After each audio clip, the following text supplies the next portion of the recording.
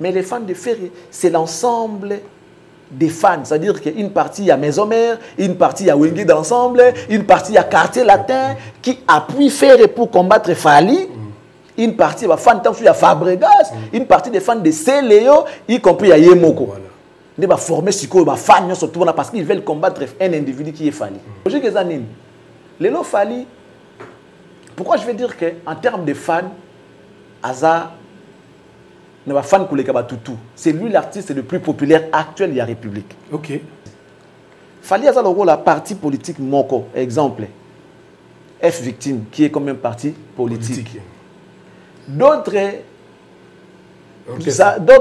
artistes. Bon, parce qu'on a une coalition, le FCC, Tokash, Union, il y a un parti politique. Vous comprenez? Tandis que Fali n'est qu'un parti politique. Avec beaucoup de militants, tant que ce quand même union sacrée. Ce qui est à la place, c'est que RVC. Libanda, comme pour nous, ça va regrouper mes athées. Il faut que nous fan qui gagne. Et c'est Fali. Il a fait Youarine avec combien de mille places? 40 000. Avec débordement. Il y a les Warriors, ils comprennent le système. Il y a un églité. Il y a un émission que ce jour-là, vous allez la fête au Ndimate. Mais noir. 48 heures. Il y a un espace à temps. Il y a pourquoi 3 heures au Kati. Il y a pourquoi 3 heures au Kati. Mais lui, il a pris le risque de dire 48 heures. Donc, on ne va pas libérer les stades des martyrs. Ça restera occupé jusqu'à 48e heure. Il est libéré. Il y a un polo. Dans un sujet artiste, il y a un jour. Ouais, vous avez un gars noir, il y a un martyr, il y a un main noire. Main noire. C'est-à-dire, il y a un martyr, il y a un coopérant encore. Franco TH6 et WMA Productions présentent Anslou Zolo, Monsieur Grignotage, originaire du pays de Soif. Demandez-moi pourquoi je suis dans les bleds. Laissez-vous embarquer dans l'univers de Monsieur Grignotage. Ça m'arrive aussi de dire les choses que je ne connais pas. C'est dangereux, papa. Le samedi 13 juillet 2024 à 20h, au théâtre du gymnase Maribel. Retenez bien, Anslou Zolo, Monsieur Grignotage, le samedi 13 juillet 2024 à 20h, au théâtre du gymnase. BP Conseil HEC, la maîtrise de risque à la source. BP Conseil HEC, la maîtrise de risque à la source. Vous propose des services tels que Management qui HEC, certification ISO, audit et formation veille réglementaire, prévention des risques et santé sécurité au travail, analyse environnementale, coordination SPS, bilan carbone et NR, diagnostic énergétique, RSC, développement durable et reporting extra-financier. BP Conseil HEC, la maîtrise des risques à la source. Pour tout contact.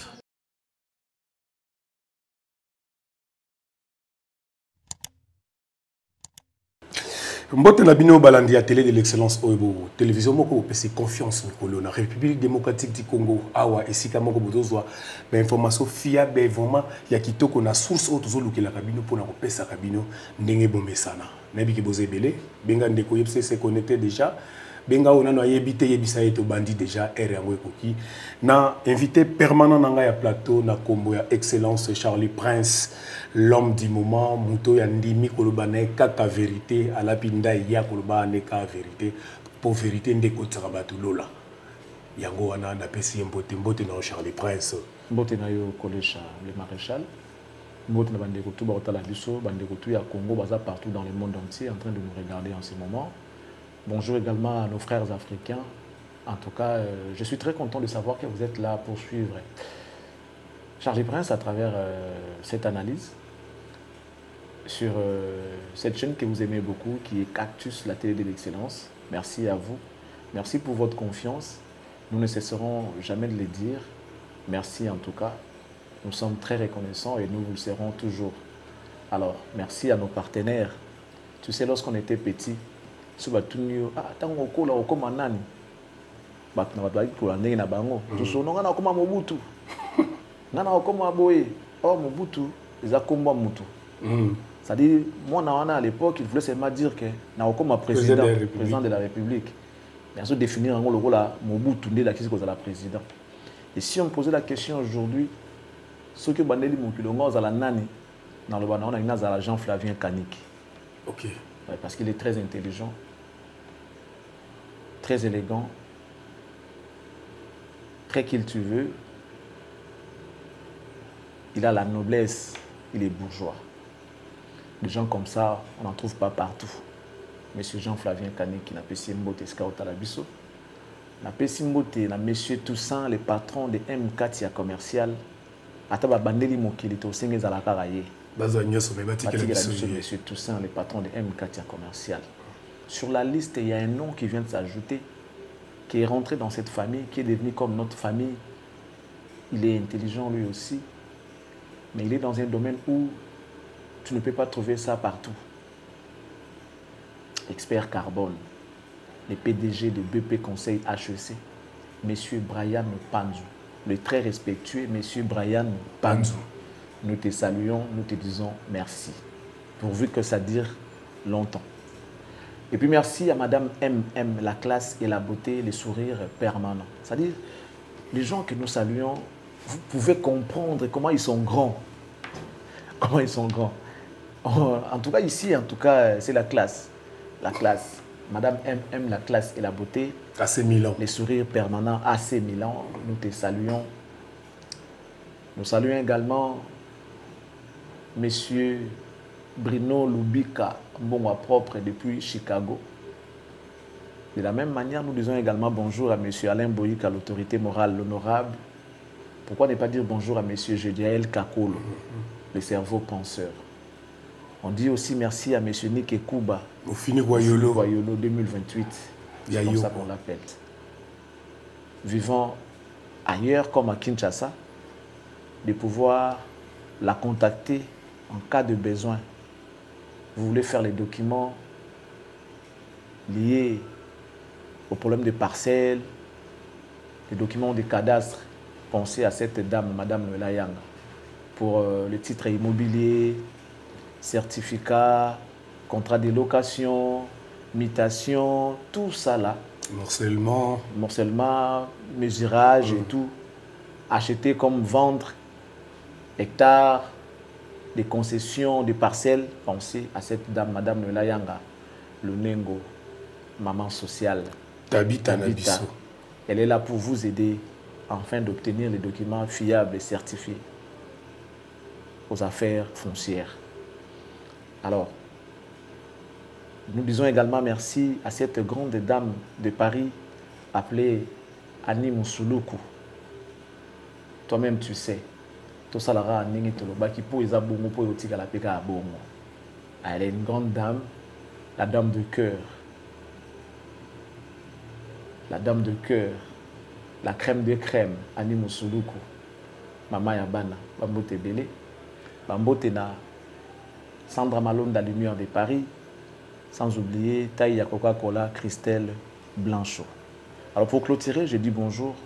Depuis Kinshasa, je dis bonjour à mon ami et frère Amigo Londe qui est au Canada. Voilà. Restaurant Yolo Ezo. Chez Maréchal Le Souveillé, ça restaurant Yolo Ezo na Dallas. Oazolé Saba na Mboka. Sozana Kuno, Zomagala Congo en Afrique. Donc, Somonemo aux yeux appétit. Aux yeux appétit, oui. Maréchal Le Souveillé, ça. Depuis Dallas, en direct du restaurant Yolo Ezo. Salut Nayo Yamenoir. Yango. Voilà, merci Charlie Prince. Merci pour protéger mon corps. Yamuta Maele Yamboka na biso. Oyo banguna ya République bamekaki.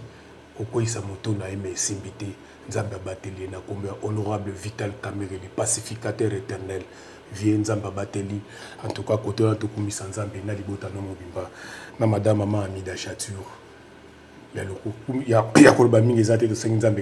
Merci pour Meka qui va coûter une Nzambe liboso na bango. Honorable Vital Kamere Aza vivant na Katia Kinshasa awa. Charlie Prince, quelques rendez-vous? Où est-ce que déjà? Le 19 et les cas qui déjà. Pasteur Moïse a dit au Beta, au Bouka Stade de Martyrs. Voilà. Il est qui très bien. C'était le 19 ici au Congo. Tandis qu'à Paris, c'était Roga Roga. Avec son extra musica. À Bouki, Casino de Paris. Okay. C'était bien. On a compte à les 19. Dans le mois de juin, dans le mois de mai, je crois que le 26. Le 26, nous avons un frère pasteur chantre de l'Éternel, Mike Kalambay. Lui, à son tour, il va affronter les Zénith de Paris. Celui qui est le 26, Toye Bongo. Le 1er juin. Le 1er juin, pour Félix Oazé, Adidas Arena. Le 8 juin, nous avons un héritier Watanabe, où il y a un Pullman Grand Hôtel, pour nous présenter officiellement son album. Après le 8, nous allons nous rendre en Suisse pour suivre Ferregola. Le 15. La Genève Arena, le 15. Genève Arena. Donc après, récite Naé Adidas, double Adidas. Après, le 15 juin, la Genève Arena. Celui qui est le 15 juin, le 29 juin, il y a Patrick Beckham qui lui aussi va faire un concert au niveau de la Suisse. Je crois que c'est toujours à Genève. Celui qui est Genève, Suisse, le 29 juin, en France, pour nous retrouver il fallait pour un but de ball. Aigle suprême, ou à les 6, dans les 13. Les 6, ils ont na LDLC à Lyon, et les 13, ils ont na Bordeaux. Ceux qui ont le concert, il y a Italie. Après Italie, l'artiste a na Liège, et puis na Portugal. Ceux qui ont le mois de juillet, tu remis cause de la Sikoyo, Maestro Fabo, pour le 31 août. Le 26, ceux qui ont le 27, je crois. Le 26. Le 27. Le 26, Maï Kalambay a route à Poto pour aller au stade des Martyrs après son frère Moïse Mbé. Ça sera son tour.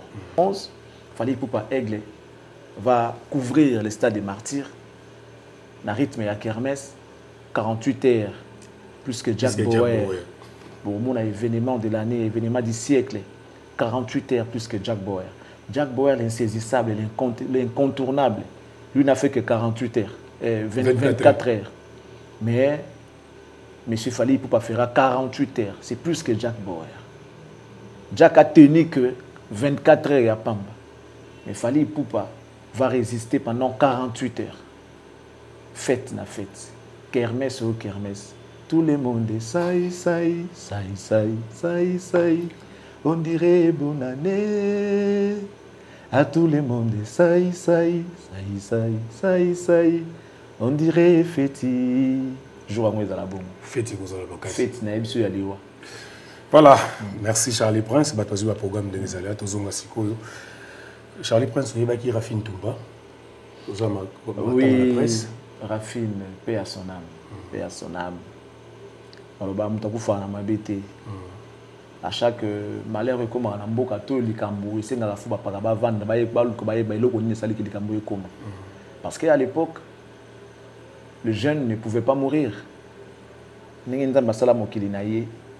Logique avant Masoumoya, il n'y a aucune personne qui est décédée avant 50 ans. Bateau, tout à l'époque, Jésus a moins de 50 ans. Après, ils ont vécu longtemps. La plupart de ces gens qui sont morts avant l'âge le flair d'âge, à l'époque de Jésus, c'est quoi? Mais avant Jésus sur la terre, personne ne pouvait mourir avant 50 ans. Personne, je n'ai pas vu quelqu'un qui est mort avant 50 ans. Donc l'Iwa existera. L'Iwa existera. Nzambe mon père Boma a frappé et existera. Parce que guerre à Israël contre les Égyptiens, contre les Philippiens, tout ça là, les Aki battent Koufa. Mais au moment où la logique de Mouta Vanda Koufa avant 50 ans, les Aki m'ont passé. Battent comme un pack, va vieillir au-delà de 100 ans. Abraham a vécu combien d'années? Pendant combien d'années? Donc, Koufa, en réalité, les Ali phénomène naturel. Il faut monter Koufa. Au na poussière, aux ongles na poussière, ça c'est vrai. Mais Koufa, na boumona na bolenge boye, ils ont la perte. Il faut pas kande ba kende. Batika ba jeune pour jeunesse des alliés à venir ya mboka. Mais les loyo, toujours ba pour na Congo te na monde entier Koufa et comment ils ont occupé les sous-soutés. Ça veut dire c'est comme si on peut dire que dans batika on le rôle et tout. Ba nous Koufa pour na mabé na bango moko. Ba on se passe Koufa parce que les sous-mots sont nos parents, toute la génération à l'écolo et quitter les bancs. Donc tout ça là, ils ont essayé de battre ce là, tout vivre bien. Pour répondre à ta question, j'ai connu cette dame. Avant même que je journaliste, mais ok. Tout ça, Joël Yaïswa que je salue, petit nanga. Je ne sais pas s'il va encore se souvenir. Dans une émission, na monia beninga. Les Kaisara, tout ça, il y a Nathalie Missonayo, tout ça, tout comme on a tout ça et tout. Je ne la connaissais pas. Na bien que aux Arabes, nous on a la Willery, tout ça, na bien. Mais na payé, na outil, ça, na on les capé par Willery, wana. Oh d'accord, s'il te plaît, tout le monde en a. Moi à l'époque on était, moi jeune et tout. De qui wana pito Koutani. J'ai vu une belle dame. Bonjour, tout ça, on a dit oui, ça va. En réalité, le Gazal, il y a un concert. Il concert. À l'époque, il y a un concert. Moi, je suis maïboui. Parce que le Bazalaka, je suis Bazalaka en tout cas. Je suis un concert. Je invitation. J'en ai parlé à l'émission. Ensuite, je ne la connaissais pas. Bon, ok, on y va. On a la journaliste était. La journaliste était. Toyo Kende, ti andela mai bino bakoto ba chez les Tintin kuna na sekuna. Ce qui m'avait dérangé Zali tant au komi, moni yoye na mutu. La logique est Zali, il faut fanda, vous appelez moi si tu deviens normal, qu'on va dans mon attitude mon boy tout ça tant au communiquer boy donc on a ebisio. On rien à organiser fête. Muke a télémi, ah mon mutu c'est le akiyo sona c'est le. Donc avant d'aller, moi ça m'avait déjà énervé. Du coup moi, le quoi n'est pas considération dans la longue bien. Voilà, tu comprends un peu. Après, tu vas dire petit, tu vas dire tu vas dire Joël, je laisse un peu avec. Maintenant on est quand est tout le monde, tout le monde est gagné donc, moi ça va bien, mais le moi mouké et bomi bah moi image il y a bien naïwana. Après, fallait que tu zonga avant de laisser là, on préfère la banane ngada gobima. Tout le monde lukaye ya oluka. Abungi. Là, je vais Luka et Token. Parce que Ayaki Nanga. Et souvent, ma soeur n'a pas de Mingbara. Donc, Luka Moutou, tant soit Nado qui a retourné. Maintenant, c'est que Bandela, Maïwana Moussika, Otika, Malbaton, soit Nado qui était faux. Faiba Luka et Tozonga. Tu sais, je suis rentré dans la voiture, je fais, en tout cas, soit ils ont moqué 30 minutes. Il y a Zomo en été. Joël a Zoluké. Si finalement, il y a mon nana, il y a Joël. Nasilika, il a dit, ah, maman. Comment il y a tout ça? On notait, on a qui, on a consolé là, mais non. Je suis le barata, vous êtes les magas, bon. J'étais un peu, moi, taquin, même direct, disons. Après, ok. Et la communication avec les bien, il n'y a pas déjà. Après, tu commis, c'est bon. Ça, moi, je suis bien dans nos dos. Tant que je suis côté, je suis côté, à l'époque, je ne sais pas si j'habitais Babylone ou bien j'habitais côté Kassavou beaucoup na côté Kimbang. Babylone, je ne sais pas. Est-ce que on a Gombe na au commandement, je ne sais plus. Finalement, bon, Tokabwani Kakayaki, Napenaki. Après, on a les agis sous bien té. Tous les autres, tout le monde a d'autres occasions, on en a une fois. Après, ils ont gâché au fait l'occasion. Après tout le monde a été, na baya payé ga bongo ka mais na yebi ke mutu moko mone bonga exisaka. Après moi na komona na TV na Afrique. Bien que avec beaucoup de lacunes et tout ça et tout après on pas internet et côté après bon. Tu vois surtout ko yeba na susi ko na ndenge ya confrère. Nato ki ne pendula wa na matadi. Voilà.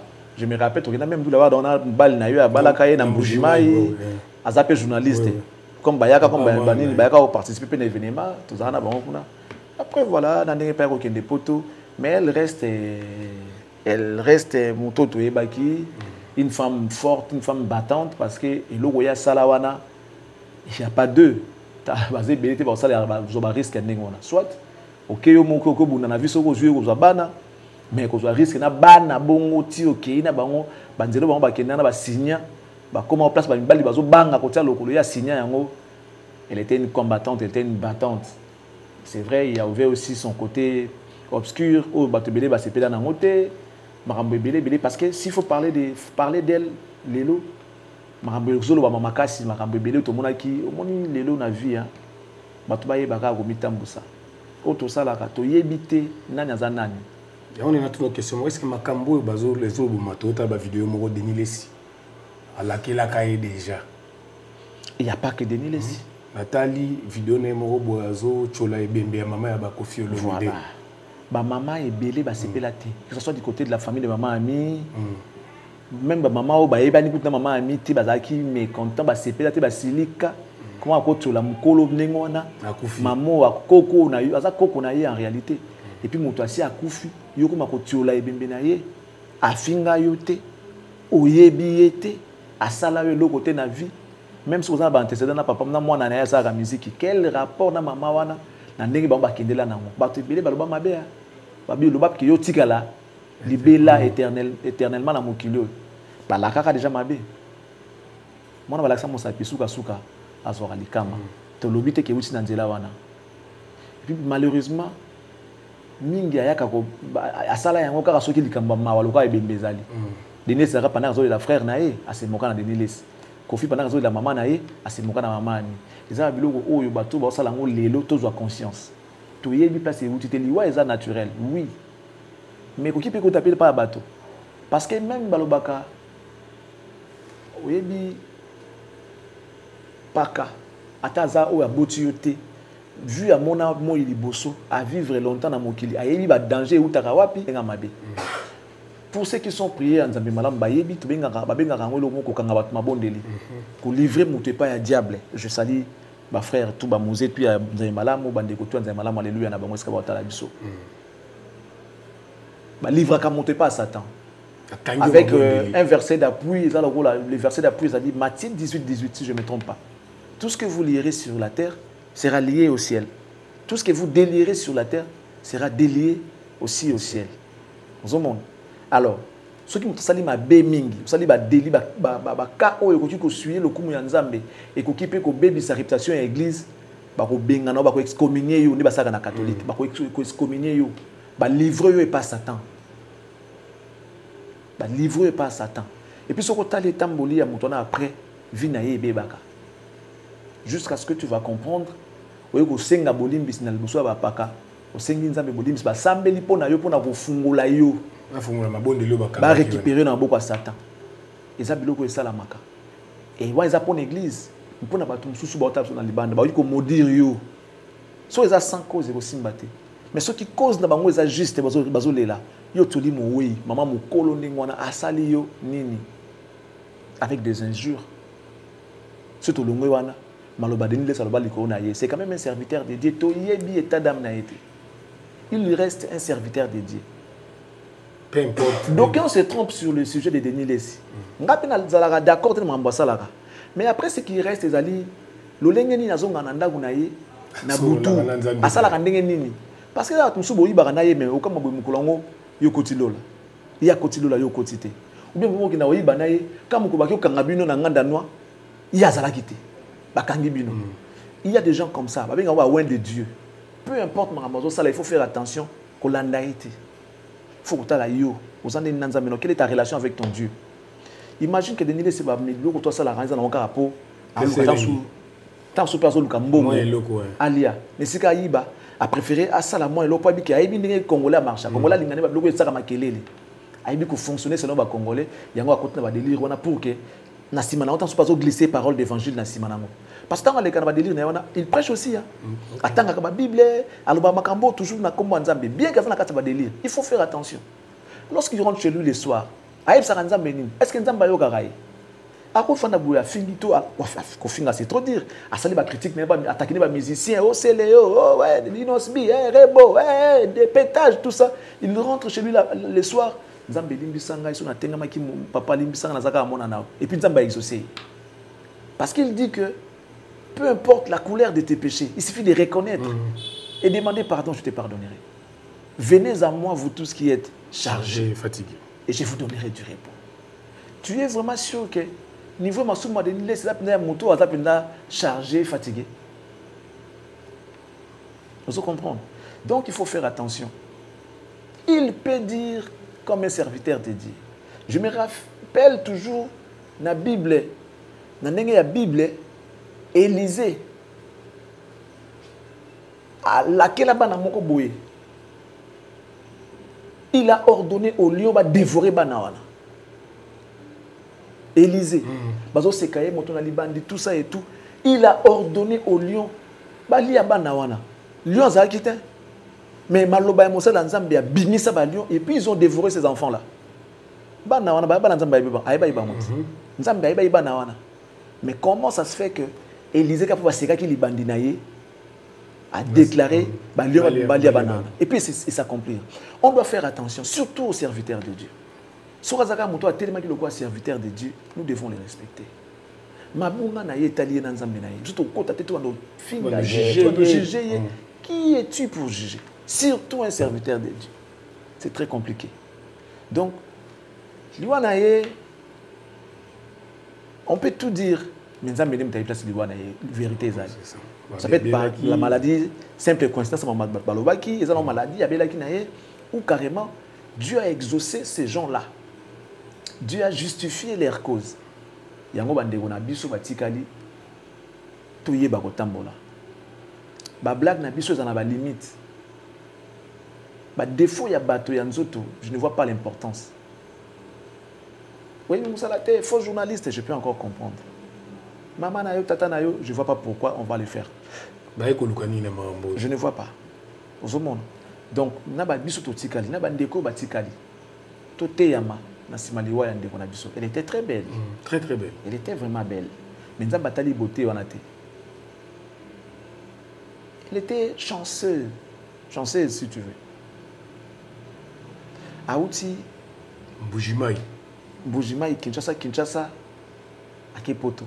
Peu importe les moyens, mais c'était parti vite. Azu Mukanda, Azu permis, même qu'on roulait dans France, dans Belgique. Tu vois un peu. Donc, parce que Bakenda tout avant, ça là qui m'a rambonaté. Parce que nous important à Poto, ils allaient Mukanda. Vous en a permis de conduire, vous en a permis de travail, tout ça et tout. À comment qui n'a déjà Azu pe moi na kuna. Donc, elle était en voie. Il y a réalisé l'exploit, il y a miné les âmes à peut-être que Tamboli naïe, Zaki malamu mingite, yango peut-être comme une ngona. Ou carrément, car après on a malade, donc le coup nous n'a pas un zambé, bateau batikali tote yama. Je pense que ça sera bon pour la suite. Le père Sonam de Konabiso Rafin Tumba, Nakanise le Soussou, Nandula Wade Matadi, de Kachali à Lobia, Kindara Mabi, Bazala, la chambre Mona Charlène, Chana Ngala, la bande Kolukaye. Azo mona nate personnel. Charlie pense mais bizarrement na poto kuna bangi basa SOS. Mais bato baboui basa SOS ya matanga na ye po baluka soit ko yane bembe boy soit ko kunda kuna. Bon, kasi yango nozo mona bato batala biso bayebi moko na moko. J'ai entendu na landi yango pe bato balingi te mutu alingi ta ko cotiser te pona makambo na ye. Parce que ba idée comment qui parce que ye au fait, batikala ka na yebi vina bango te mais batikala on dirait na leki na ye car ba parents on dirait bazalaka wa te so bazala insulté je ne sais pas trop mais awa na kina za kana leki na ye ya mwasi na ndenge ya kenda bongo leki na ye tikala ki je crois que yimta za ko sunga leki na ye tam so ba mike mike c'est ça et les gens voulaient à ce que le rôle atiki bana leki na ye wana ba memaye kuna pa boko la bana wana batinda attestation à décès comme ça il peut permettre ya senga visa le kwazaka seule famille ou atikali pona yaya na yaki amona pesa bakunda yaya na comme ça il va rester là-bas kwa kingi là-bas na mais ata mutu ali ko sa démarche wana zati patno surtout baboy suite il y a comportement na ye ndenge ezalaki j'imagine le degré parce que mowe ya zana monguna te c'est ça mutu kufa rapper na mabete mais na comprendre te communauté balingi te koyoka makambo na ye o cotiser o ko sala mutu ani ko ndima ko sa eloko wana azati. Donc, il y a un interpellé sur ce biso bandeko bayeba ke auto salara il faut amaka c'est auto lonaka to bukaka nazotala ke communauté baoka ka mawaso muta kufini bazala mobiliser tout ça basala makambo mutu baboyi ko assister na makambo matanga ya ndeko na biso Rafine. Ça veut dire que les ana niveau nini non na mona boyete. Souvent, ce mot a couffé, mawa, mais yaye, mawa, ezate, personne, azo kamawanaye. Et c'est très grave. C'est que la sœur avait vraiment blessé le cœur des gens. Donc, Nzambe ayambaye, parce que on peut tirer dans encore la formalité, ata ba kundie na soki na cercueil en or, ata ba saili kamo songolo paka, l'essentiel, eza kunda makaka pe manakimia. Pour moto akozonga te peu importe autre ça. Donc nzambe ndia yamba molimo na ye. Voilà ce que moi je peux dire. C'est triste mais et ça langa parce que mon communauté mbala liboso na yo ka ba saboter ebembe. Mbala liboso communauté lingi na ngote. balingité impolitesse boyna boye après to senga kaka bato ba pe ke mowe ya zaka na mumuna te bakangela mowe ikanda te mabe soki ezalaki yo pe ba ki otata na mabe moko sala ka petit ba kusuba c'est bien na mo sala bango te si a lieu ya koluka moyen ya ko sala quelque chose to fungula mitema to sala kaka po le loyer lobi ko zala peyo lobi kuna pe ko zala nga on ne sait jamais tant to reprocher mutu ils sont plutôt à l'exemple c'est ça to reprocher na mabe ya salaki mais tant to ko boya ko participer na ko kunda manandeko ya pe ka mabe so mutu so sala donc to lo ba likambo na contraire nango la communauté congolaise vivant là-bas surtout en Belgique ou encore en France bon mais quand se mobiliser même si peut musique si photo tinde la bino kuna tout ça là quelque chose on peut toujours le faire dites-nous ce que vous pensez parce qu'il nous devons sur place boyebi ko kunda mtesenga kandenge nini rapatriement esenga kandenge nini s'il fallait que la République puisse mettre la main dans la pâte pour na koluka ko kunda ndeko na ndenga malamu ndenge longo bani toza d'accord to kosenga matoza na motema osala yango ou carrément ba autorité ya mboka to ba maman na biso basali sarabato soit maman Olive to maman Denise ba meka mamuke ko pesa lokumu to honneur na ebembe oyo azai quand même muto figure moko emblématique bien que CV za pena makasi té mais azai quand même muto a Evraki na presse elle était ici na Africa TV tout ça et tout tinanenge akendagi poto wana pas avec beaucoup d'expérience mais elle était quand même déjà dans la presse voilà et puis voilà merci voilà merci Charlie Prince tu lengi la biso na page wana to tourner page poto so la muke makambo concert ya pasteur concert à Stade des Martyrs ya pasteur Moïse Mbiye plein ndenge pende lingaka omona ki yango ndeni spectacle tenga lingaka nanga plein te nga lingaka nde musique est la bien musique c'est l'ensemble de ces choses là mutazo yemba bien azobina bien pour demain za kitoko événement ils la bien design tu vois les à côté ils la bien ngai na trop mutaba plein te na loba ngo souvent la plein en fait les pleins sori les pleins ils aiment musique ils aiment musique. La musique reste d'abord musique par sa définition, l'art de combiner des sons d'une manière agréable à l'oreille. Dans la musique, il n'y a pas que la voix, il y a aussi la mélodie. Il n'y a pas que la mélodie, il y a aussi les rythmiques. Il n'y a pas que les rythmiques, il y a aussi l'instrument. Il y a aussi l'organisation, il y a ce qu'on appelle l'orchestration pour englober tout cela. Donc, tous les acteurs, au bas de la musique, on a pas la harmonie. Cohésion il faut aller entre bango parce la yango bien pour ça va tout esengo et là on a luka yango na ngana za muta plainte ceux qui plaint to lo ba esengo bravo mais o elanda kande yango na tala mingi o eza idéal ya na musique ba ba kande ko tala musique ba ya ka tala plainte non na mona muto eta ba na moni kingandi te na moni voisin na biso te ba ba kande musique yango kitoko te musique yango beti c'est ce que les gens viennent pour écouter ou encore pour regarder donc j'aime l'ensemble de ces choses-là. J'aime que l'événement soit beau. Parce que cette beauté, au monde à partir il y a podium. Au monde à partir il y a décoration. Au monde à partir il y a lumière. Au monde à partir il y a accoutrement, tout uniforme et à choriste. Au monde à partir il y a prestation. Au monde à partir il y a présence, il y a leader sur le podium. C'est l'ensemble de ces choses-là. Dans ce monde. Ce marabouza bien et ça la kawatu wow. Moi j'aime le wow. Voilà. Mais Stade des Martyrs, ils ont un peu plein contact na grande jour ils ont la conception na bien on a bateau ba mona ngo bongo. Batali après le reste qui ndaka sima. Siko ndengo mona ki a passé Moïse Mbiye. La conception ba congolais. Ni ba mona ngo ndengo na ngai na esi na episode makinonga, ce n'est pas les pleins qui m'intéressent. Ce n'est pas seulement les pleins qui m'intéressent parce qu'il y a des gens sauf ça nous ga plein les restes étaient na ngo. Siko nga plein et c'est logo on a quand on a seconde position. OK. Parce que ton bataka ba instrument wana to tara ngote po batbaya ko tonde la ngo likolo. Bataka ngote po ba beta. Voilà, bataka ngo ba beta. Il y a des gens qui ba hebe musique mais la popularité te na sima na bango. Ce que bato bazo mériter respecter. Je comprends. Il y a des gens ils ont une chose à mailler les makasi mais na mbongo te. Ce que mutande ngwana ko boaka parce que ça mutu na yende atira kambongo. Les gens qui jouent de la musique, il y a malam. Il peut ou ne pas avoir la popularité aujourd'hui.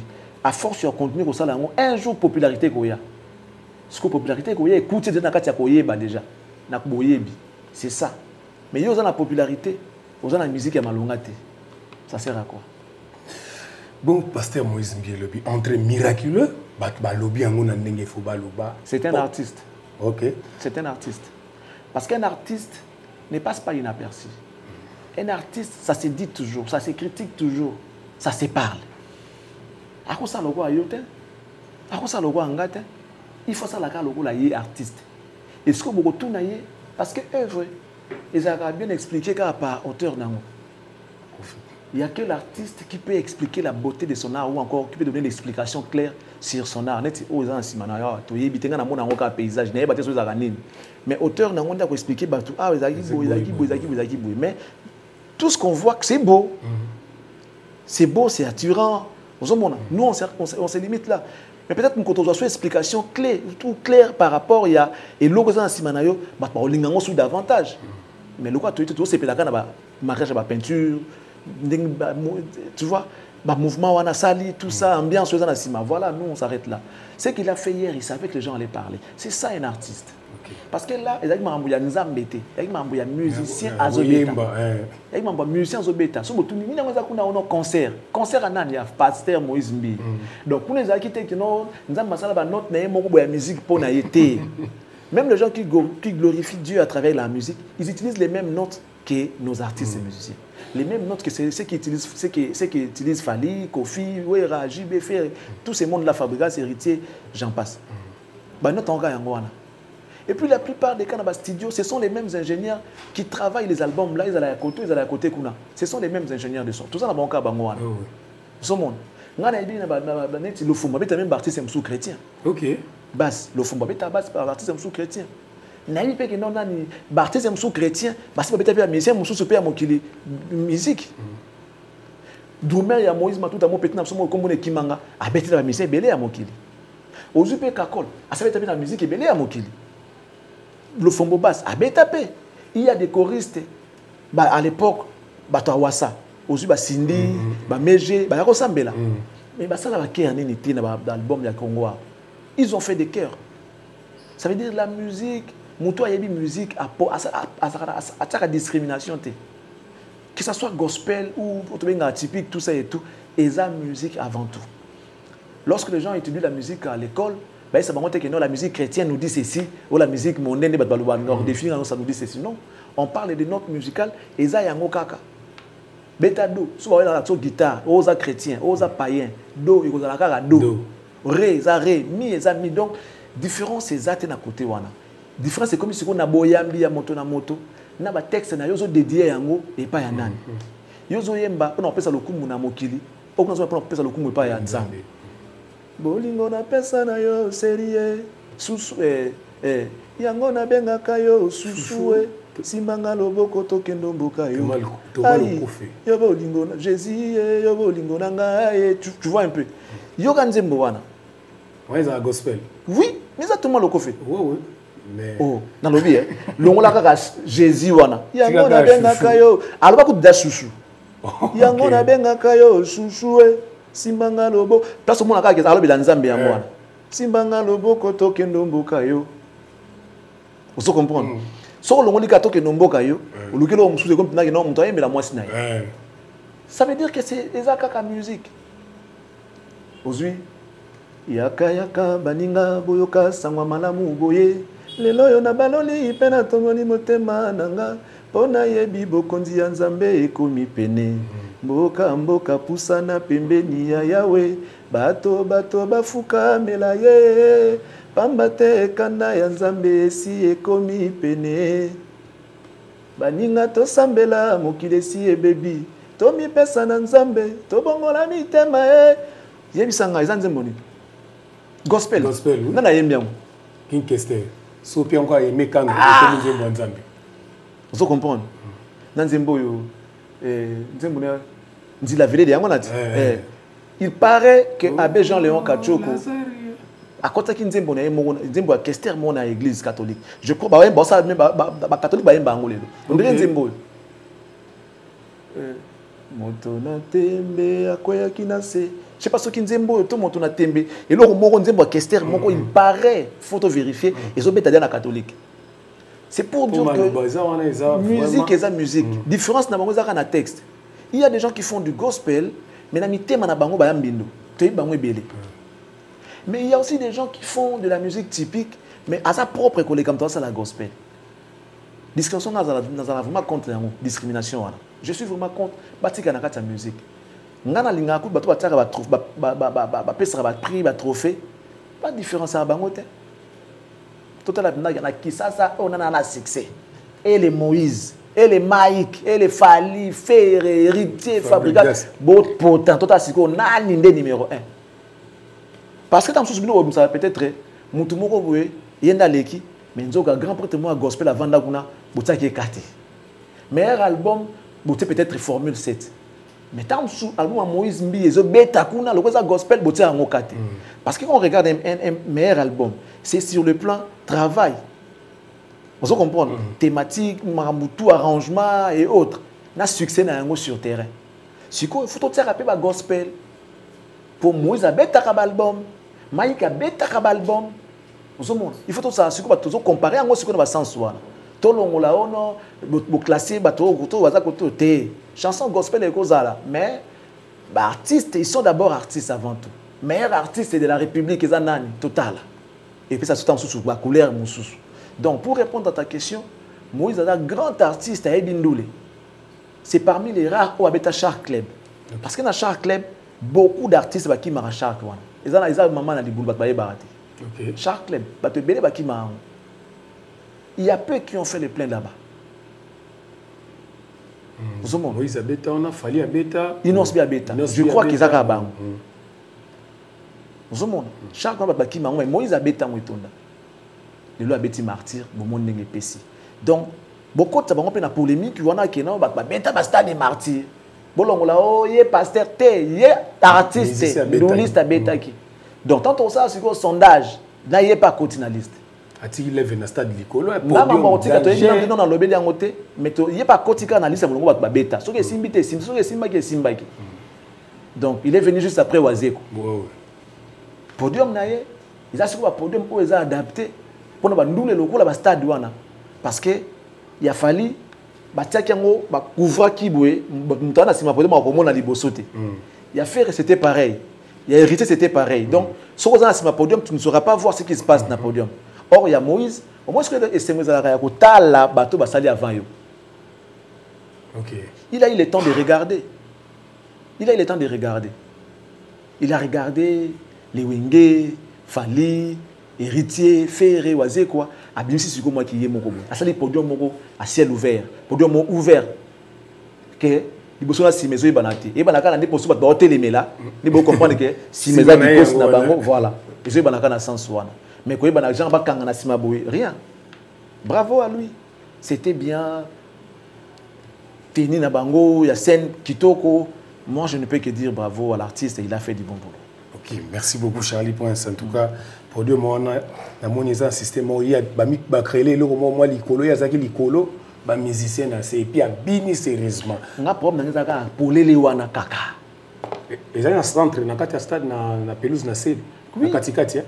Pour les Lewana Kaka, tout va se mona, ils ont koto, mona, donc moi, je kima, si maté, il a fallu quitter Koto parce que c'était derrière le podium. Ferré, notamment, tout le monde podium. Tout ça peut savoir avant de passer à la ligne parce qu'il y a un avantage dans le podium. Voilà, Charlie Prince, merci beaucoup. On a qui Moïse Mbi qui félicitations à pasteur Moïse Mbi, la réserve de l'Éternel. De côté Susuna, dossier Msuka ya stade de Martin, tuna excellence question on a Nathalie concert Moïse Mbi na mona tiki level likolo falinda zo ya après na stade de Martin Charlie Prince. Est de 48 € zolo auto zolo ba plus que Jack Bauer wana. Est-ce que zo mona fallait za ba fanatique ko toni c'est ça dans 2 jours. Fali à ça parmi déjà pour commencer j'ai dit oui. Les loyo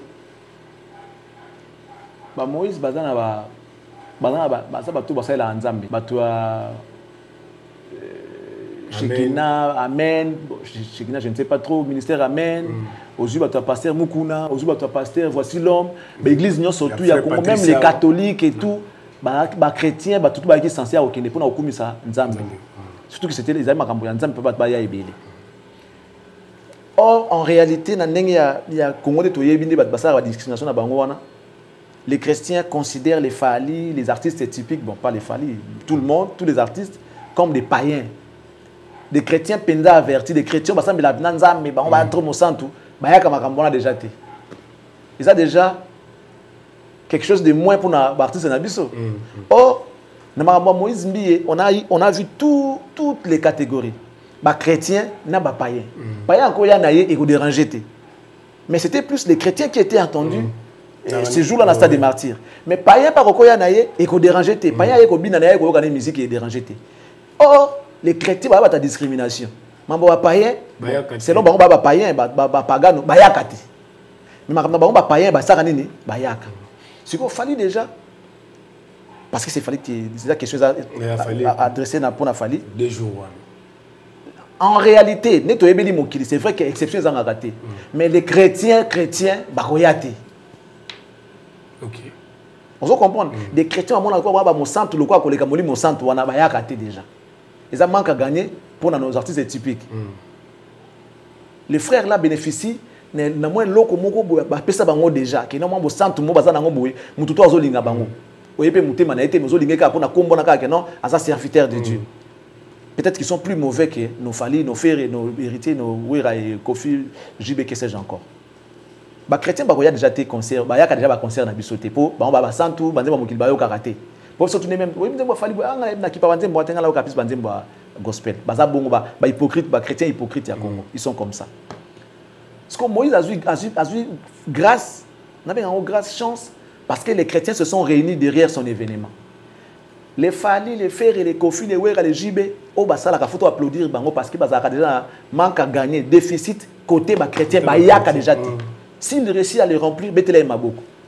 Il y a Moïse qui a exploité. À Salikaka, il fallait ça, la bête musique, oui, mais exploité parce que tous les chrétiens de la République étaient derrière cet événement. Donc un chrétien ne va pas se gêner pour venir voir Moïse Mbiye en train de jouer. Tandis que un chrétien, les mêmes chrétiens, va se gêner d'aller voir les concerts de Fali.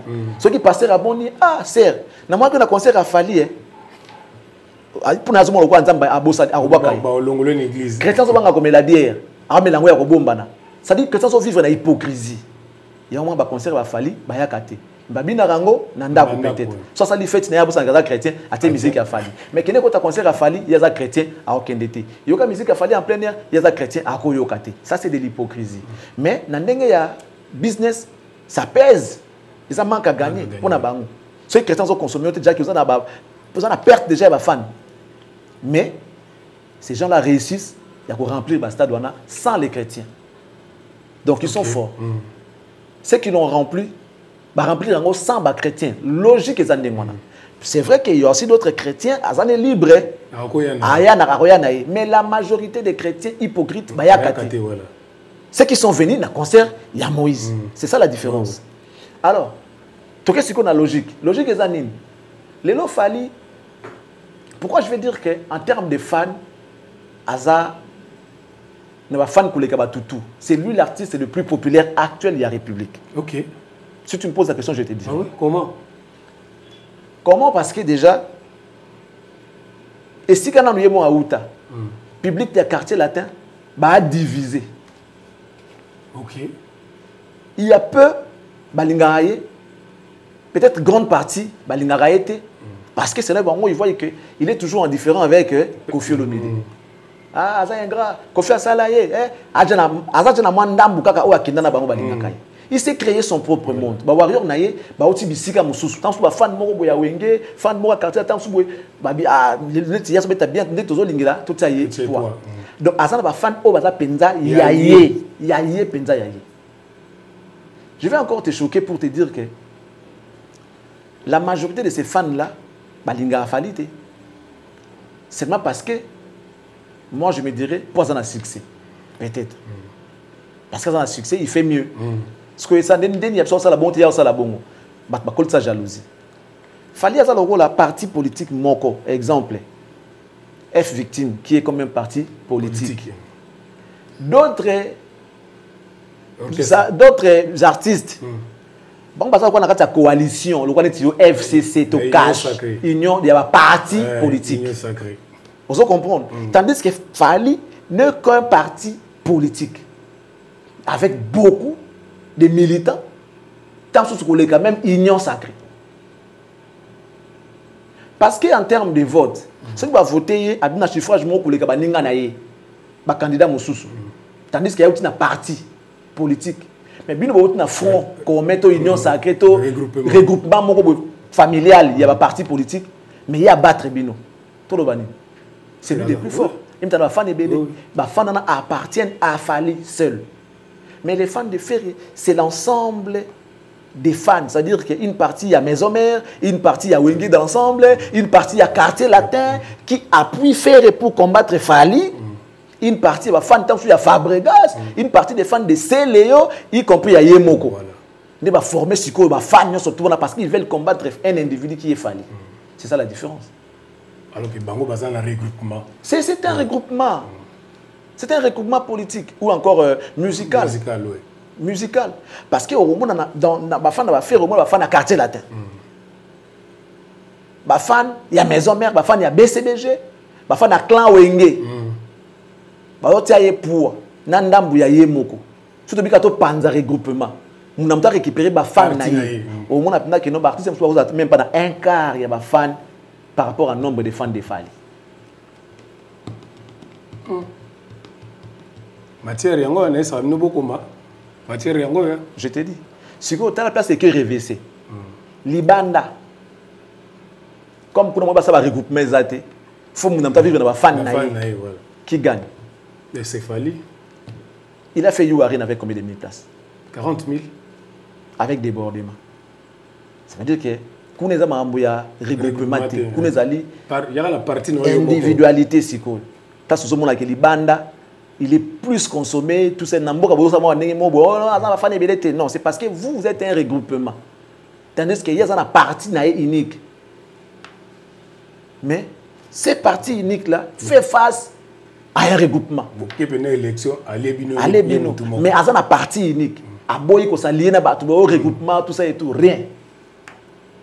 Tout, on a par exemple, quand on sait le Alingara Beta, c'est qui l'ont soutenu? Les jours faire un bête, va soutenir, va faire Céléo, va faire Kofi, va faire Wera, va faire JB, pour nani, moi on a besoin de Wenge. C'est un regroupement. S'ajouter sur la liste. Un regroupement des artistes. Il y a un message sur le conseil au vieux à lobby. Il y a un problème. Tu vois, quand on a des fans. C'est-à-dire, il ne faut pas comparer un individuel à un association, un regroupement. C'est la différence. Donc, Fali, il est de loin populaire que beaucoup d'autres artistes. Parce que la plupart d'entre eux, ils ont un regroupement. Ils font comme, ils sangani. Tout sangana, tout ça pour les locaux. Tandis que Fali, ils ont des fans. C'est celui-là qu'on doit respecter. Au stade de martyrs, on a des joueurs, donc vous assure que... Il y a un aussi au monde qui va commencer fort. Parce que mobiliser derrière, mais quand on pas que tous en a moutouté. Ceux qui sont montés limité, montés limité, on a fallu arrêter. Parce que il y a d'autres enfants. Ceux qui ont la promo, papa n'a pas enseigné ni aïe. Oh non, on a pas enseigné bon enseigné ni aïe. Tata n'a pas enseigné ni aïe. Si qu'on monte na bango, a na moutouté à aïe moko. Liboso na moutouté, na semaine pe moutouté. Donc si les fans n'a pas lâché, du coup ils tombent. Ces fans étant conscients de cela, bah l'ingasiko ko ça va jeter na moutouté na bango, bah tika kaete. Ils sont mobilisés derrière lui comme un seul homme pour nous soutenir. Il y a un moment tout ça les aussi parce que les fans sont conscients. Ils sont que ceux qui ont tiki aigle ah tout ça la guerre contre eux. Vous comprenez? Tout ça lié pour nous combattre. Il y a un moment que les warriors ils comprennent le système wana il y a un ça na mamba aigle. Il y a un émission que ce jour-là et vous allez la fête au Ndimate. Mais noir. Toujours. Babou, ça n'a pas idéologie. 200 000 places, ça se compte chaque jour 100 000, 100 000. Ça 200 000 places. Ils ont 80 000, papa. Ils ont 80 000 places assises. Il faut qu'on dise les choses telles qu'elles sont. Ils ont 200 000. Tu en as besoin de 80 000. Ceux qui vont déborder, vont déborder. Mais les places assises, les martyrs, ils ont 80 000. Mais il y aura débordement. Parce que ce jour-là, c'est la fête. Nous avons besoin de kermesse, blaguité. Ils ont blaguité. Mais surtout, tu comprendre que faut tirer poids. Surtout, il y a d'abord injustice. na sali ba étude na ngana komona ke bato basala ba regroupement na bango bato s'associer pour na koluka ko bunisa mutu moko o atikali ka ye moko atala bino ka boy. C'est comme un serpent, c'est comme le serpent de Moïse. Devant les nyoka de Pharaon. Migolo comme ce serpent de Moïse. Donc à cause chaque émission tu regardes combat sika. Mais nous idéologie de tirer lango. Les colons de la musique congolaise. Mais noir. 48 heures plus que Jack Bauer. 48 heures plus que Jack Bauer. L'Mbitibol. Eza kaka. Le serpent de Moïse. Bango baza regroupement musical. Yé azali parti politique, parti unique. Nyoka moko Moïse abimisaka. Fera abiso combien de mille nyoka. Mais nyoka moko Moïse adaba bango moko asisi pe mamna ba. Donc, ce jour-là, tu vas comprendre que il a été le serpent de Moïse. Il va frapper fort, accompagné de ses warriors. Et nous, on va mettre la main dans la pâte. Avec le peu, juste un peu, un tout petit peu là, trop méga goloba, trop sensibilisé à moi. C'est vrai qu'on a une voix minime, mais il y a un côté. Moi, je tellement, mais bon, souffrez que le Weza Nangoka, Dimitri, mais il y a à travers Bisso. Ta mutu moko pa kola ta chapeau il y a likelele likelele na kata zandume soka souffler même akeli na mutu wana ya ko dominer ka. OK, je pense que mon na biso likelele ko kipe ko yokana. Les gens auront les goûts ya okene concert wana ata deux pour na biso et on sera content, on va se réjouir. On veut voir les gens célébrer avec Fally. C'est 2 jours, c'est 48 heures. Chose qui n'a jamais été dans la musique congolaise. Personne n'est là à oser faire. 48 heures. Bato beta na espace batang, na pourquoi 3 heures au kati, ouais sur le on a pourquoi 3 heures au kati. Mais lui il a pris le risque de dire 48 heures. Donc on ne va pas libérer les stades des martyrs. Ça restera occupé jusqu'à 48e heure. Et tout libéré. Ce qui est 48 heures, il y a 14 heures. Tu vas libérer quand on lobby on a 14 heures. Tu tiens le stade là-bas. Ce qui est 12 heures, ce qui est 9 heures.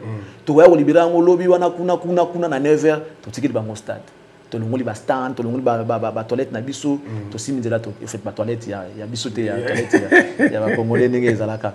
Ces jours-là, les gens doivent se retrouver. J'exhorte ma maman Bobo Sanate jour, on a beau préparer bilo ko bokoteka.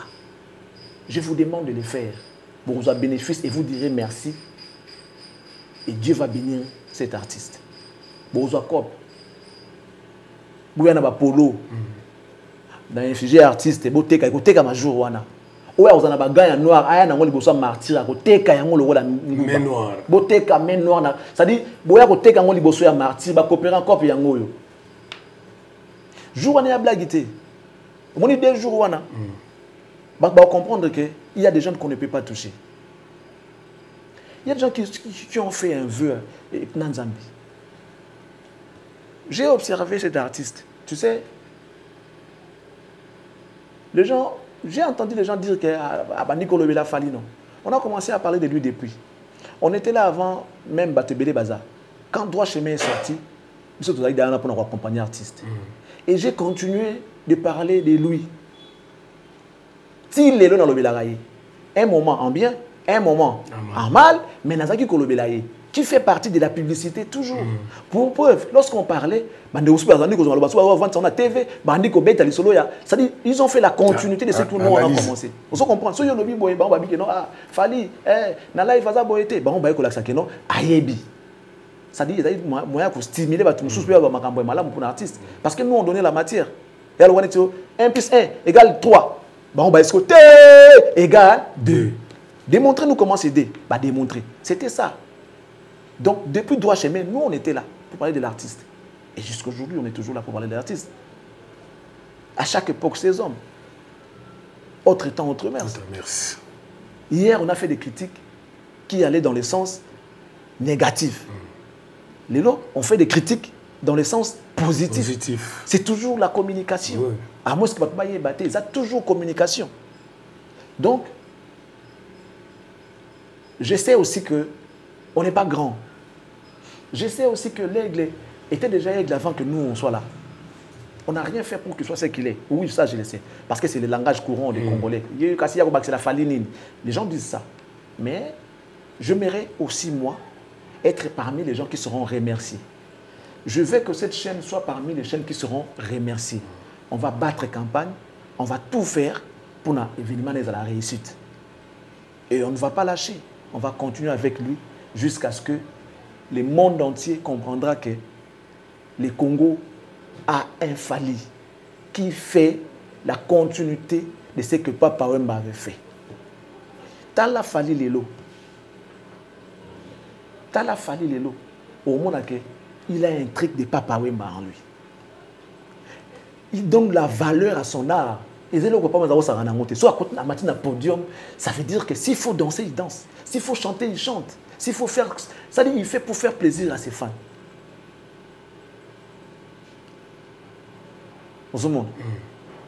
Après, il y a un artistes n'y ont presque tout à l'expression là-bas. Les grands artistes qui savent faire leur travail dans l'expression. Exemple. Maman Esther, c'est Maman Esther. On a toujours une question. Il faut maman, moi c'est frère Patrice Azalawana. L'homme est d'abord le premier marketeur de lui-même. Marketeur, quand tu t'habilles bien là, bien, tu veux que les gens te trouvent beau, élégant. Oui. Tu fais le marketing de toi-même. Grands artistes et tout. C'était qui? C'est Michael Jackson. Michael Jackson. C'est-à-dire, il est en train de transmettre les sentiments que lui-même nous ressent d'abord. Papa Wemba aimé la du soir. Rosalina nuna motema, Maria Rosa, Mama Nela, Mama Fifi. Okotungi saka motolo kolangai, na pesaka nyonso ba pesaka. Et là c'est. Il transmet l'émotion, il transmet les goûts, les sentiments qu'il ressent lui-même. Il faut qu'on en fan na yo, il faut que la fan na yo. O se pele rozo sala. On se pele na ngote mto, se pele na ngondeni. Yeah. C'est qui? Antoine. Il est fan de lui. Ça dit, tu dois être d'abord le premier marketeur de toi-même. Tu vends l'émotion, tu transmets l'émotion. Vous comprenez? Pourquoi les pasteurs, à chaque fois, quand ils prient, quand ils prêchent, il a besoin de ça. Il veut que les gens rentrent, va comprendre. Va comprendre prédication. C'est il y a des grands hommes. Il y a des grands hommes. Les gens comme Maman Esther. Non. Et ça va tiki. Somme tant en haut té aïbe le quoi ça té. Ok. Somme tant le logo wana té. Papa mba taki so beta musique moi ba non. Vous comprendre. À côté azobeta le colona eboé. Azobeta instrument na munoka va na koyemba. Soka bibi na podium ta la présence na il mo azobeta ma colona e wazo. Ça dit il accompagne la musique. Siko yebsanga muto beta la musique mo za bongo bino bozandeni. C'est pourquoi ba mba toujours ko sepia quand il voyait Papa Wemba. Tchacho.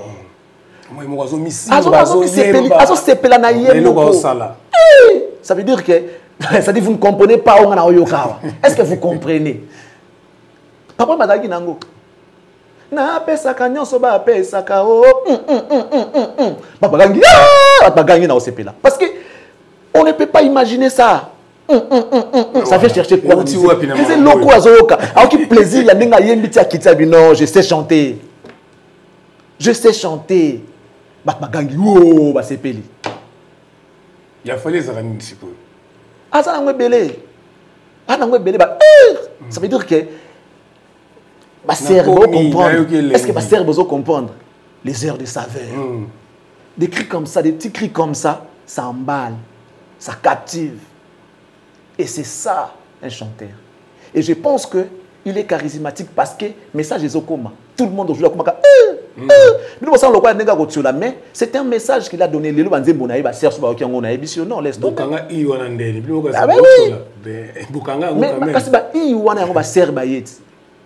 Il a compris qu'il faut qu'il y ait une douceur. Il faut qu'il y ait une douceur dans sa rein. Loketo. Et l'obité, ils sont obscènes, mais les femmes adorent ça. Ils ont la sensualité, ils ont la douceur, les femmes adorent ça. La femme vit dans la douceur, dans la tendresse, dans les caresses. Moi, ça va dans Rawana. Même si tu veux reprocher ta femme, fais-le avec tendresse, avec amour, avec douceur. Ah, yo, bien. Yo, on a dit son embêté. Ah, yo, côté. C'est pas ça un homme. Un homme galant, un homme courtois, un homme élégant. Et qui parle? Mais pourquoi tu as fait ça? Mais attends, ce que tu as fait, yo, mon monté ma bé. Hein?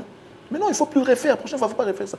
Non, chérie, désolé, excuse-moi. Excuse-moi, bébé, désolé. Tu vois, ça se passe dans la douceur.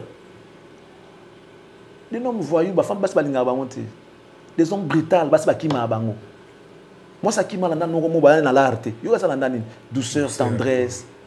Moi, ça brutalité, bousculé. L'ouban est la douceur. Nenga beta na mère. Félicitations. Mais attends, ce que tu fais, tu comprends moi ce que tu fais. Qu'est-ce que je fais? Mais ce que tu as fait, tu as compris. Excuse-moi. Alors ça, on le voit, excuse-moi. Et les qui? C'est pour comprendre les bons motifs. Et les gars ont compris. Les loyaux, fan naïe, c'est 50-50, basi baleki. Et souvent, les femmes apportent le bonheur dans les camous. Ça, ça m'a dit, basi baleki, basi baleki. Ok. Tout ça, l'orchestre, basi baleki, baillé déjà. Les femmes apportent l'amour, les femmes apportent la douceur, les femmes apportent. Au fait, ça la constat. Tu vas dans une fête, on te donne une table, basi baate. Banoro na banoro, oza esenga fait toi, tous apna sincère. Pas pour l'inga bango, mais les femmes embellissent. Ceux qui concernent, tu as un concert à Youarena, tu as vu comment les femmes étaient, les jeunes femmes étaient là, en tout cas, au moins on a élengi. Tu as vu banoro na ndou le mogo boye. Voilà, les grands hommes, tu sais pourquoi? Parce que les hommes aiment voir les femmes. Beaucoup de grands hommes en monde, c'est vrai, mise en scène, Mawasala Lumumba, Azonga Boponana, bien que mise en scène, Azonga pour moi si Mandela. Moi si tu as 25 qui est en prison, sauf que Samson, après pour moi si. Marambe Belé, au monde que ceux qui moi si soit tes baby, soit tes bongi. Les femmes sont pour beaucoup de Marambo tout ça là. Ce que tu dois comprendre que tu dois respecter la femme, tu iras loin. Si tu respectes ta propre femme, tu iras loin. On dirait bon, qu'est-ce que c'est Congo parce que tu associé à Bastan na bango te. Bato ba déjà basi na bango. Surtout nos musiciens. Bon, qu'est-ce que na bango ebele kwea. Ça n'a pas produit ba blog moi ça remarquable. Pourquoi associer moi sindeni na orchestre? Ça veut dire que sois d'abord fidèle avec ta femme. Zala monto respecter moi sinayo ko sala ka ba bêtise ba mona ka libanda ke tout so bima bana ba danser moi sinazo e bango elle va te maudire comme basse ba maudire ça va te béler basse elle va maudire bon orchestre béler ça quoi penser à insulter. Je connais beaucoup de femmes ils ont maudit leurs hommes ko voyager na danser zo tout temps moi so voyager na pour à moi sinayo bobima moi sinayo maudire yo à maudire yo et béler ba ça va forcer et aussi ba insulter moi ça libre moi ça tenga mina ya ke na e quoi ipé. C'est fort, hein? Mais cet artiste-là associe sa femme. Des grandes décisions sont prises par sa femme. Regarde comment elle avance. Des grandes décisions, il y a orchestre sont prises par sa femme. Ouais. Non, chérie, boété. Parce que moi, ça avance. Moi, ça avance. Moi, ça endurance que les Gamoubali. Moi, c'est bon pendant 9 mois. Moi, je suis mal à l'aise. Mal à l'aise. Jusqu'à ce que je sois libéré pour mal à l'aise. Non, tu te rends compte. Mais ce que moi, ça tournait libéré pendant 9 mois. Ça, la constat, mon sous. Pas que bébé na yo moko. Moi, na yo, il y a des bossos qui sont mingi. Yo kumbaye banda awa, ta tiron point à molar. Madame Nin. Et aux hommes, ça y est, mais moi, c'est que banda awa, ti aéroport, ti bandoundo, ta tina poto, à moi, na ya olembate. C'est qui est plus fort? La femme. Les gens sous-estiment la femme pour rien. Moi, ça ma casse, moi, ça va na ça va maïle kolega mobali. Moi, ça sola na nzambe pendant que toi tu dors. Donc, nous devons rentrer au pied de nos femmes. Nous devons associer la femme à tout ce que nous faisons. Pour réussir. Mboka weza na basité eza pas si peu bonga. Gouvernement faut bazala ebele. Omona ke. Moi ça ça mutama, omona muta souffrir te. Le jour où on aura un président, c'est pas une présidente na mboka na biso wa. Omona ne mambo ebonga. Tane Angleterre ndenge vanda. Il y a aussi une maman en Angleterre aux Andes. Parce qu'ils ont eu une reine pendant des années. Avant de s'emboka, les latés, des ordres, et qui n'a pas logique. Parce que c'est la femme. Moi, ça ça mutu kanaïté. Akanga mutu maté, supo abona pasi ya mutu. Parce que John a entouré na basi, ma ramené qui nega liboso. Basi wazana bazaba fan na yewana. Elles vont influencer leurs hommes d'aller voir Fali. Moni batebe ba uta poto ba roya. Faut y ça sigo par exemple, on a poto. Moi c'est abinga là qui concert à Fali. Père Nakin. Siko père yo tigali. Père tigali. Moi c'est tanga qui nendu la Fali et mon tokei ba yeba comme idée. Siko soki ba ki 100. Obimba ba la bango 100, ba komi combien? 200. Comment est étonné là, étonné bon. Mais ceux qui m'ont la fan, moi c'est la fanité. Chérie, non qui concert à Fali. Non, tu pars pas. Eh bien poto, tout ça. Si tu pars, tu restes là. Otikali. Oh, jusqu'au niveau pas beaucoup libanda. Jamais. Merci na ba maman tout, ba maman to pesi binombo te bino to bote rabiso Charlie apesi ba leçon moko ya bien ba maman to lingi bino mingi bozala na biso pour sans bino mawa plein. Charlie Prince to comme na suka. Merci. 48 heures tozo c'est là. Plus que Jack Boy. C'est la migolo makambuté. Plus que Jack Boy. Ouais, et les namo siko les allés juillet mobimba à Ozalibanda. Donc makine est déjà en wana. Parce que nous les allés 11, les allés 10 dans les 11. Donc sur la sisi bandoule naé na poto na juillet, tant soit qui ta début août. Tant sur les 2, les 3, les 4, ça dépend. Parce que juillet mobimba dans l'activité. Si les 27, les 28 dans l'activité libanda on a poto. Sur la sisi vous dans un groupe psycho ba tant sur les 2, les 3 ba yé allez ba bombani. Ce peut na Rotanae, ce peut na Pullman, ce peut sur place bakinayo makikuna liboso to éviter. Donc soit outil poto baye, o lebazonga ville boye, ba kelega ça kota makikuna ba kelega kuna mbawa bobanika kuna. Ba bimaka attention sur les 5 na buto pour na balance, ba zongi sur na buto wana ba les 6. Et ba ele ba bimika les 9 na buto pour na balance, ba zongi sur les mêmes 9 en kuna ba zongi sur kuna ba koyaka les 10. Donc ba koya na moto moko boye déjà moi ben ça déjà à 4 ba mise ba na ben makambutu eza bien baye tong baroya bo tala siko ndeni ni makambo kozala bokomona un beatball bakomona un beatball mais noir toujours roi pharaon te pharaon te serpent de Moïse ouais pharaon aza ba ndonga na mike Moïse ya mika Moïse milani na bango.